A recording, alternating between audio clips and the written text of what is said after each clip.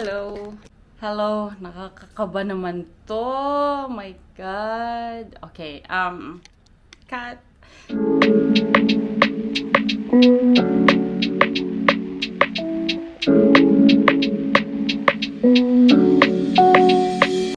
Hello guys! Welcome to my channel. Off day ko today, so it's almost 12 o'clock na. Tanghaling tapat na ng araw. Ano ba yan? Yung Taglish ko. Today, susubukan kong mag-vlog. Pupunta ako sa grocery store dyan lang sa tapat ng condominium. Kaso, first time ko tong mag-vlog na may camera. So, medyo awkward para sa akin. Ganito pala mag-vlog para kang tanga. Nakaka-stress, pero tatry ko lang. Actually, introvert ako eh. Ewan ko ba kung bakit napunta ako sa vlogging. Pero, ayun na nga. Bago ako malis, naligo na ako, nagwalis-walis na ako, naglinis ng bahay, naglagay ng labada. Ayan, nandito yung labada. Ayan. So, 2 hours yan. Then, pagbalik ko, ayusin ko yung bed. Ayan. Hindi na ako nag-makeup kasi dyan lang naman sa kabila yung pupuntahan ko. Tsaka sa mag-grocery lang ako. Ayan. Polvo at lip tint lang. Yan naman ang uso sa atin. Tapos ito naman yung suot ko. Ayan. Ganyan lang.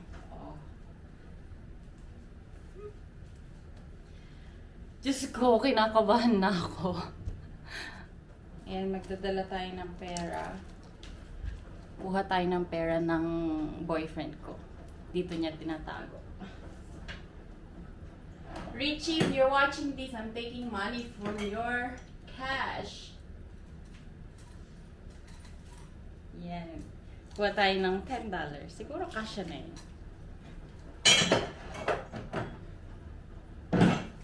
Yan natin dito. Nag-cravings lang naman ako ng lechong kawali and siguro mga nilagang gulay lang. Tapos yun na, yun lang bibili natin. So $12 enough. Thank you, Richie. Mwah! So eto na, lalabas na tayo ng bahay. So good luck to me. Pag nakita nyo ako na may awkward faces, yun na yun.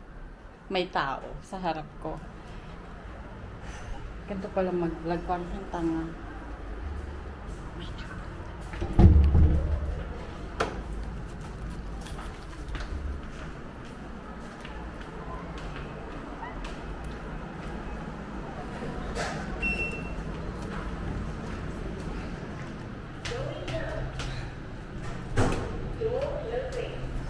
Okay, we made it to the elevator! Oh my God! Nakakahiya itong ginagawa ko. Kaya natin to. Kung nagtataka kayo kung nasang part kami ng Singapore, ito yung nandito kami sa Circle Line. Kung i-google nyo, tawag nila is Yellow Line. So, ang MRT stops namin, ang MRT stop namin is Bartley. Doon kami nakatira. Konting lakad lang yan hanggang sa exit. Yan. Ang saya, walang tao. Biglang may tao, ano ba yan? Nakakahiya. Ewan ko ba kung bakit naisipan kong mag-vlog bigla. Wala lang. Sharing lang ng life dito sa Singapore. Yan, nasa labas na tayo. Tatawid na tayo. Para ba? Yan. Kailangan ko umakyat para tumawid sa kabilang kalsada. Tapos, andyan lang yung bus stop sa harap ng gate namin. Kakapagod. Eh, ang taas. So, yun na nga, 9 years na ako dito sa Singapore, pero ang swerte ko lang, kasi hindi ko naman pinangarap mag-abroad dati. Nagkaroon lang talaga ng opportunity na saglit hinihingal ako. Opportunity bigla na lumapit sa akin. So, ginrab ko na. Yan. So, pag papasok ako ng work, tatawid lang ako. Tapos, ito na yung bus stop ko. So, sobrang convenient niya. Dahil gutom na ako, naisip kong bumili na lang ng take-out. Ayoko na magluto. Bili na lang tayo ng take-out. Kasi, alas 12 na, mag-aalauna na. Hindi pa ako nagbe-breakfast. Ito na yung bus stop na sinasakyan ko. Ayan. 28. Tapos, ito na yung MRT.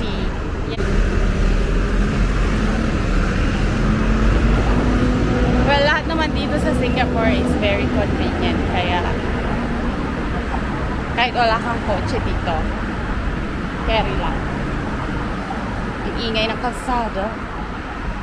Lapit na tayo sa Hawker Center.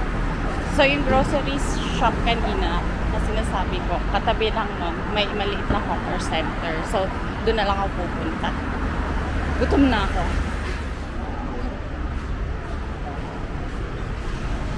Ayan, bago kasi itong building dito, kaya may construction materials. Bibili lang ako ng pork.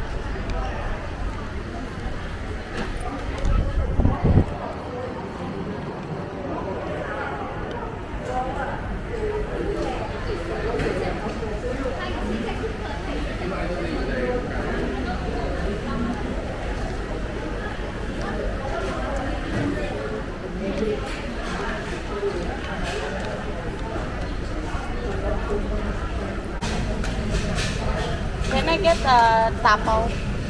Roasted pork combo. Yeah, with rice. Take away.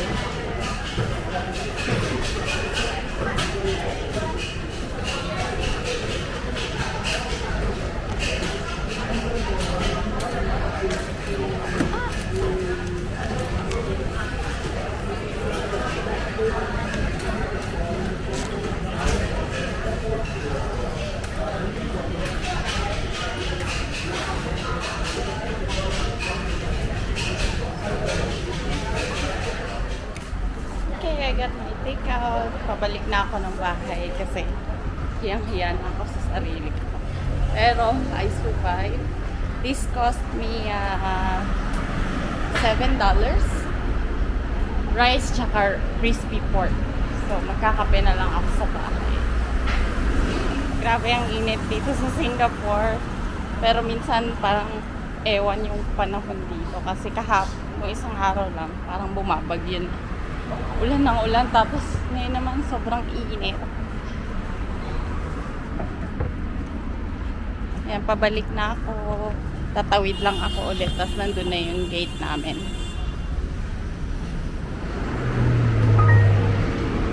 I'm back! Finally. Sheltered na. Ang init sa labas. And, ayun na nga.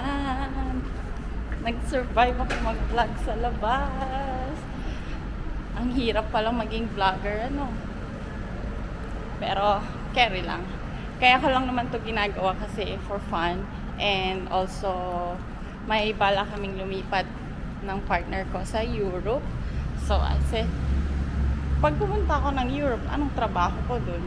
So, ayun, naisipan ko sabi ko, mag-umpisa kaya ako ng vlogging channel kasi at least hindi ako nakaasa sa AFAM, di ba? So, ayun, kung may source ako ng income, at least makakatulong ako sa kanya pag lumipat na kami ng Ireland.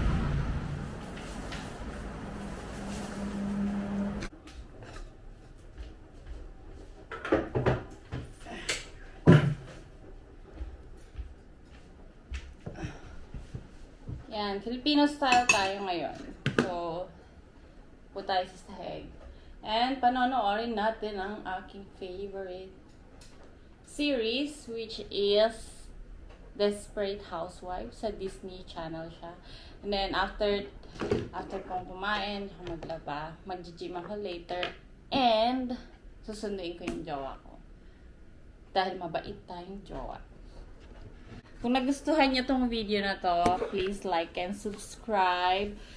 This is my life in Singapore. So, kung interesado pa kayo sa mga susunod na serye, ayan, follow niyo lang po ako. Wala akong balak maging Ivana Alawi or maging isang sikat na artista. I'm just sharing my life. Bye, thank you!